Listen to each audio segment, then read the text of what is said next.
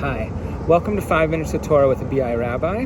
I'm Rabbi Adam Stein, out here on Cambie Street on my day off. That is not my nice convertible behind me there. My car's parked a couple blocks over. Beautiful day, and I just want to share with you a little bit about the first word of this week's Torah portion. Sometimes one word can be so fascinating. The word is Eikev. And what is Eikev? Now, in our translation from the Jewish Publication Society that is found in our Etz Chaim Chumash, it doesn't really translate the words. It just says, if you listen to my statutes and laws, my mishpatim, etc. And it's one of those Torah portions that if you listen to and observe the laws, good things will happen. And if you don't, then bad things will happen. And it's no surprise that I think the second paragraph of the Shema shows up in this week's Torah portion, which is right on that theme of reward and punishment. But if we actually try to translate this word, Eikev, maybe sort of like consequently, or as a consequence of listening to my rules and observing them, good things will happen. It's consequential or important might be the word akiv.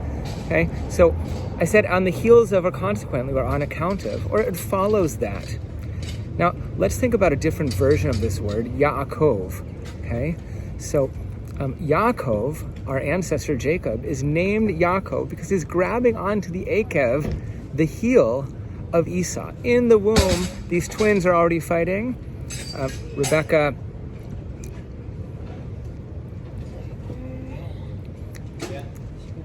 Sorry, someone brought me something out here. Rebecca, our ancestor, cries out and says to God, what is going on? If this is what it's going to be like, why am I even existing? Because her twins are fighting even inside of her womb. And as they come out of her, as they're being born, Jacob is grabbing onto the heel of Esau, his brother. So that's why he's called Yaakov, because he grabs onto his brother's heel. But there's also a word, akva. Hey, this might mean like sinister or guile. There's a scene where Yehu or Jehu in the book of Kings, the second book of Kings, says, summon to me all the prophets of Baal, this other sort of pagan idol god, all his worshippers and his priests. Let no one fail to come, because I'm going to hold a big sacrifice for Baal. He says, anyone who hasn't come will forfeit his life. And then the narrative tells us that Yehu or Jehu is acting with guile, with akva, in order to exterminate the worshippers of Baal. So he's trying to get rid of these worshippers of this idol or statue, and he's acting with guile or in a bit of a sinister way. So what do we say? Heel, consequently, on account of, following, guile, sinister.